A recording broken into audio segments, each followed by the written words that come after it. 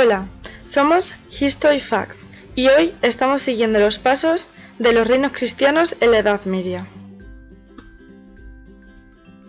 En nuestro trabajo vamos a hablar de la singularización, es decir, el contexto en el que nos encontramos y la introducción, la creación de los reinos cristianos, la corona de Castilla, Navarra y Aragón, las principales etapas de la Reconquista que da los modelos de repoblación, la sociedad, economía y política, la cultura y el arte y finalmente la crisis. Ahora nos vamos a centrar en la singularización. Es muy importante que cuando nos centramos en una determinada etapa conozcamos su contextualización. Cronológicamente nos vamos a mover en un periodo que abarcará desde el siglo VIII, cuando se crean los primeros núcleos cristianos en el norte tras la entrada musulmana en la península, hasta el año 1492, año en el que se producen tres acontecimientos muy importantes que ya conocemos: la toma de Granada por los reyes católicos, la expulsión de los judíos y el descubrimiento de América. Tras la rápida conquista musulmana de la mayor parte de la península, en las montañas del norte se comenzaron a organizar núcleos de resistencia cristianos. Hasta el siglo X, estos simplemente resisten u ocupan zonas despobladas como es el norte de la cuenca del Duero. Durante más de 7 siglos conviven en España cristianos y musulmanes, pero sin darse la fusión entre ellos, como ocurrió con los visigodos en la sociedad hispano-romana. Hubo momentos de convivencia pacífica, pero también los hubo de enfrentamientos. Visto en conjunto, los comienzos fueron de un claro predominio musulmán, seguido de una fase de equilibrio para concluir con otra de predominio cristiano, que se cierra en 1492 con la conquista de Granada. Los cristianos fueron avanzando lentamente hacia el sur, a través de una lucha armada, a la que se le llama Reconquista, acompañada a su vez de la repoblación de los territorios conquistados.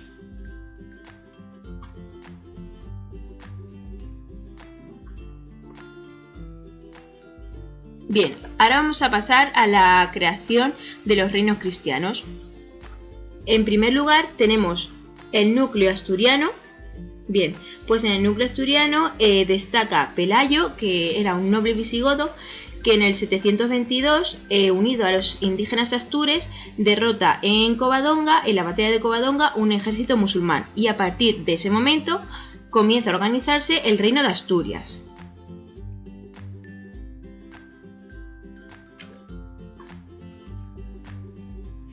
Ahora pasamos a los sucesores de Pelayo. En primer lugar tenemos a Alfonso I, del cual vamos a destacar que estableció una serie de elementos políticos que hicieron de su reino un reino muy poderoso. En segundo lugar tenemos a Alfonso II. Alfonso II establece la capital en Oviedo, y durante su reinado se descubre la tumba del apóstol Santiago, y eso dio origen a la creación del Camino de Santiago que hoy todos conocemos. Luego tenemos a Alfonso III, que llevó la frontera hasta la línea del río Duero, ocupando así la cuenca norte, que se conocía con el nombre de Tierra de Nadie.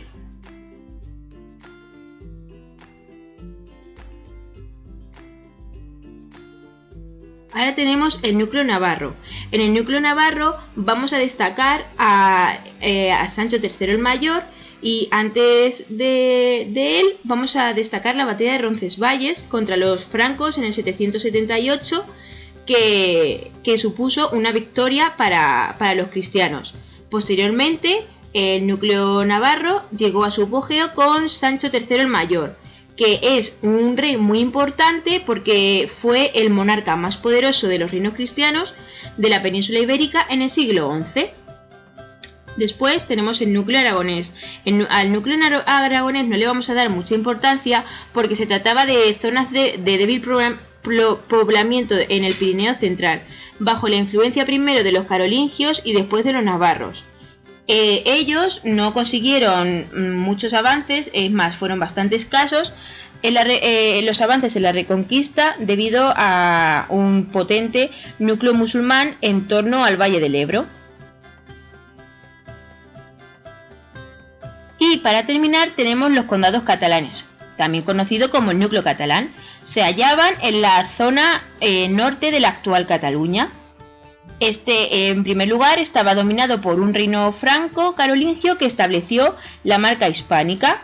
Organizado en condados, pronto el condado de Barcelona predominó sobre los demás. Y luego, Wifredo el Velloso es muy importante también porque consiguió reconquistar algunos territorios e inició un proceso de independencia que años más tarde sus sucesores conseguirían desarrollar y hacer del condado de Barcelona un ente político independiente.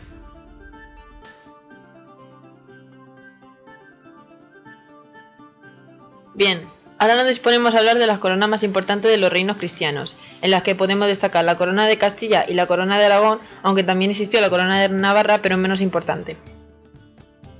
En primer lugar, vamos a hablar de la corona de Castilla, de la cual sus reyes más importantes fueron los siguientes. Encontramos a Fernando I, donde su reinado duró de 1035 a 1065, y destacó por la conquista del Duero y porque le dio cierta hegemonía a la península. Posteriormente encontramos a Alfonso VI, de 1069 a 1109, y que destacó por la conquista de Toledo en 1085. Tras Alfonso VI encontramos a Alfonso VII, de 1126 a 1157. Con él se estableció la frontera de la línea. Además, se dio la batalla de Navas de Tolosa en 1212, que dio pie a la conquista del sur de la península. Por último, encontramos a Fernando III, el cual se encargó de la ocupación de Extremadura del Valle Bajo del Guadalquivir en 1245 y unificó León y Castilla en 1230. Ahora, dentro de la corona de Castilla vamos a hablar un poco de su política. Podemos distinguir dos políticas dentro de la política de Castilla, la política exterior y la política interior. En la política exterior se caracterizó por su interés en la conquista del reino nazarí de Granada y en dominar las rutas marítimas de Gibraltar y del mar Cantábrico. Y dentro de la política interior podemos destacar los enfrentamientos de la monarquía, la nobleza y el clero. La corona de Castilla se divide en tres núcleos políticos, en el que podemos destacar Portugal, en el cual Castilla fracasó en su intento de anexión en 1385, y León y Castilla, el cual vivieron un complejo proceso de unificación y desunión a lo largo de los siglos XI y XII. También podemos hablar en la política interior de Castilla de las instituciones, por las cuales el rey se veía asistido en su acción del gobierno por una serie de instituciones, en las que podemos destacar las instituciones centrales, como son el Consejo Real, la Audiencia o la Real Hacienda, así como la burocracia y las Cortes, aunque también podemos destacar instituciones de la administración local, como son los ayuntamientos y los consejos, que terminaron bajo el control de las oligarquías urbanas. Ahora vamos a hablar de la corona de Aragón. Empezamos con Pedro I. Desde 1994 a 1104 fue su reinado, y destacan que tomó Huesca y Barbastra en el 1096 y en el 1100. Continuamos con Pedro III el Grande, que reinó desde 1276 a 1285 e instauró una política de auténtico imperialismo en el mar Mediterráneo. Además incorporó tres grandes islas del Mediterráneo, Sicilia, Córcega y Cerdeña. Esta expansión chocó con los intereses de la corona francesa y del Papa, y se inicia así un elemento clave de la política exterior aragonesa y posteriormente española, que se prolongará durante varios siglos, que es la lucha con Francia por la hegemonía en los estados italianos. Con Jaime I, su reinado desde 1935 a 1065, y conquista las Islas Baleares desde el 1229 al 1286 aproximadamente, y el Reino de Valencia desde 1239 a 1276. Seguimos con Jaime II desde 1291 a 1327, y con el que el imperialismo aragonés en el Mediterráneo experimenta un nuevo impulso. En este periodo destacan los almogárabes, que son soldados mercenarios originarios de tierra de la Corona de Aragón y que en la primera mitad del siglo XIV recorren el mar Mediterráneo, ayudando a diversas campañas aragonesas impulsadas por el expansionismo comercial catalán. Los almogárabes estaban dirigidos por Roger de Flor, que vivió desde 1267 a 1305. Era un aventurero de origen alemán con el que obtuvieron grandes victorias contra los turcos en Asia Menor. En el año 1302 embarcan hacia Bizancio, porque el emperador bizantino les había contratado para luchar contra los turcos. Sin embargo, tras el asesinato de Roger de Flor en 1305, los almogárabes se dedican al saqueo como forma de venganza, a la devastación y al saqueo. Posteriormente se pusieron al servicio del duque de Atenas, pero en el 1311 ocupan dicho condado. Su entrada a la capital ateniense a grito de Aragón, Aragón, es el punto culmen de la dominación catalano-aragonesa en Mare Nostrum. En 1319 crearon el señorío de Neopatria. Hay que destacar que el coste económico de esta empresa de imperialistas forzó a los reyes de Aragón a pedir ayuda continuamente a la nobleza y al clero. Este es uno de los factores que explican que la monarquía aragonesa fuera una monarquía pactista. El último impulso del imperialismo catalano-aragonés en el Mediterráneo llegó con Alfonso V el Magnánimo, que reinó desde 1416 a 1458, quien anexionó el reino de Nápoles en 1443 en lucha con los franceses y las potencias italianas, Venecia, Florencia y el Papa.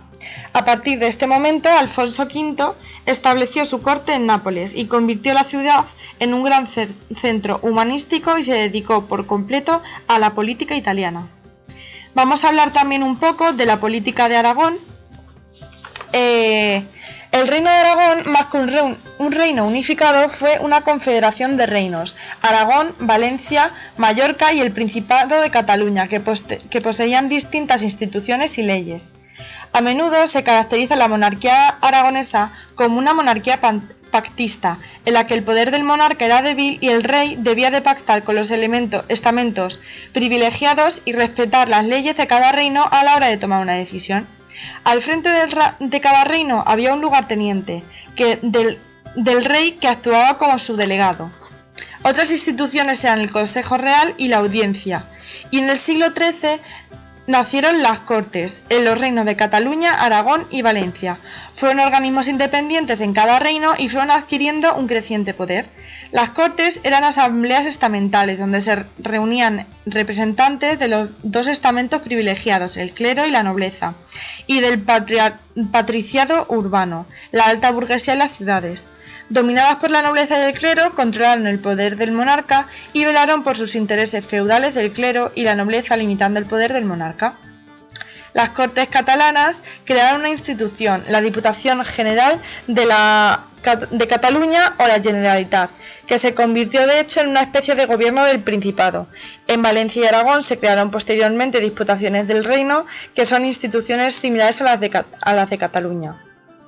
En Aragón existió la institución de Justicia de Aragón, cargo asignado a un miembro de la nobleza que velaba por el mantenimiento de los privilegios estamentales frente al poder del rey. La administración territorial se organizó en merindades o veguerías y el órgano del poder en las ciudades fue el municipio, que a finales de la Edad Media quedó bajo el control de las oligarquías locales.